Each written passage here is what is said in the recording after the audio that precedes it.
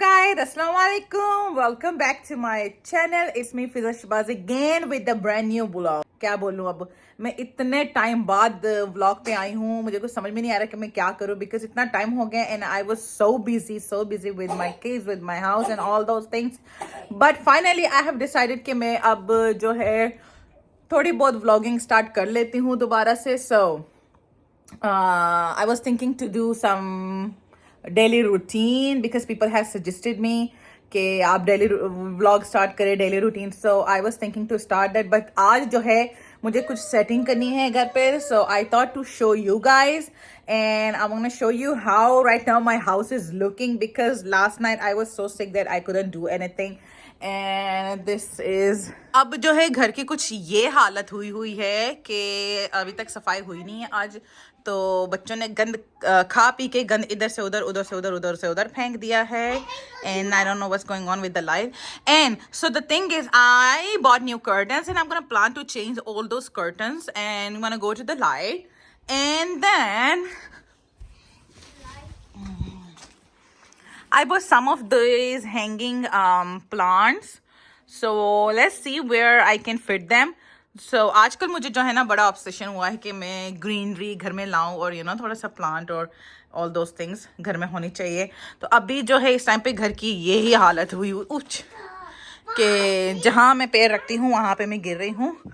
Kitchen जो है अभी इस तरह डिज़ास्टर है. किचन में भी मुझे लॉन्ड्री भी करनी है, मुझे ये सारा साफ़ भी करना है. अभी बहुत सारा गंद फैला हुआ है. ये सिर्फ कल रात से लेकर आज तक है जो पूरी तबाही मची हुई है. And will do this together. So stay tuned. Okay सबसे पहले तो मैं कपड़े मशीन में डालूंगी. जितनी देर में ये कपड़े वॉश होंगे उतनी देर में मैं दूसरा सारा काम कर लूँगी. ये मशीन्स जो है मेरे पास washer and dryer already apartment में है, पहले नहीं था. फिर मैंने ये दोनों परचेज़ करके अपने अपार्टमेंट में लगा दिया.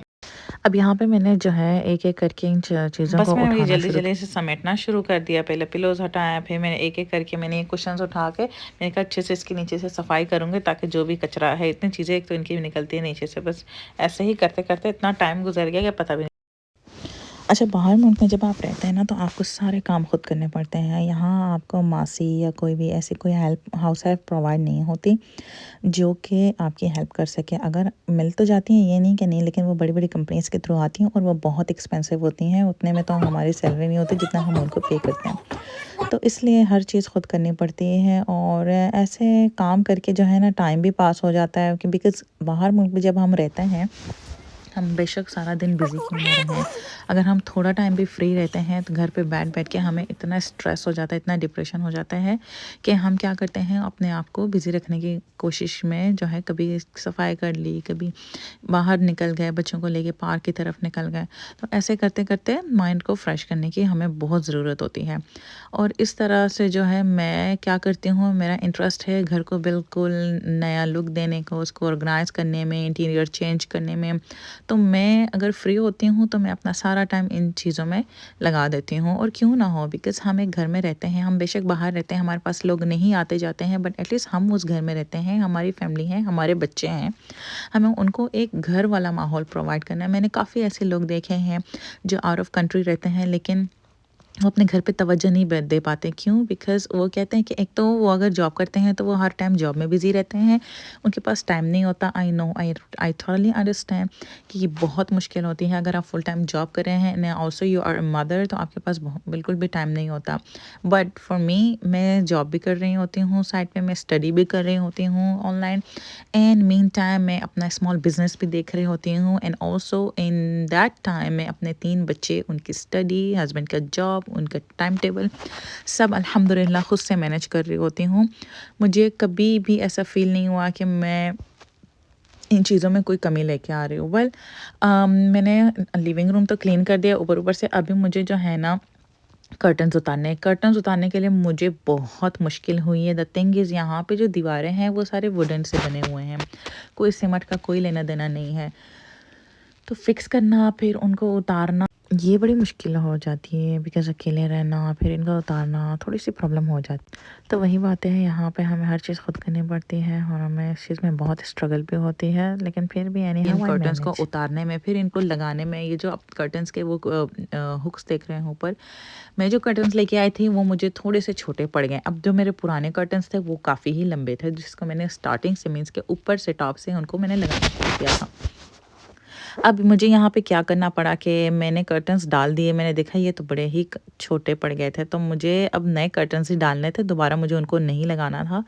तो मैंने यहाँ पे क्या किया, मैंने जो है ये हुक्स उतार के, और इस हुक्स को उतारने में मुझे एटलीस्ट तकरीबन आधा पौना घंटा लगा था, बिकॉज़ वो इतने टाइट हमने लगाए हुए थे कि हमें नहीं पता था कि हमने कभी चेंज भी करने हैं, या मुझे ये था कि मैं जब लूँगी तो फुल लेंथ के लूँगी।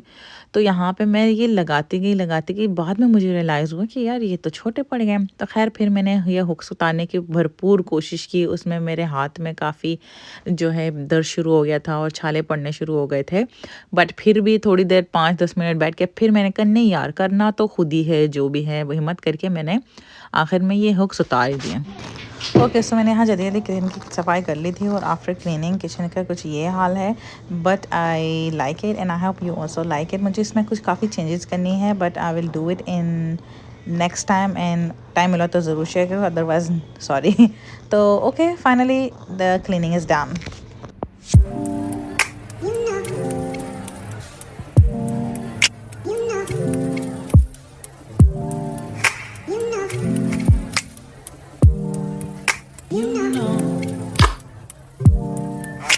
I begin to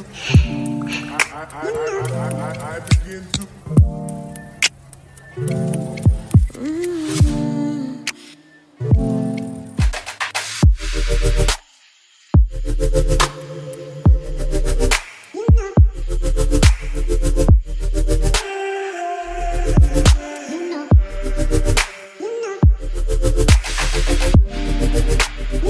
So well, I tried my best कि मैं इसको एक beautiful सा look दूँ, and I did, and I hope you like it. So please share, subscribe and like it for more video. Thank you. Bye bye.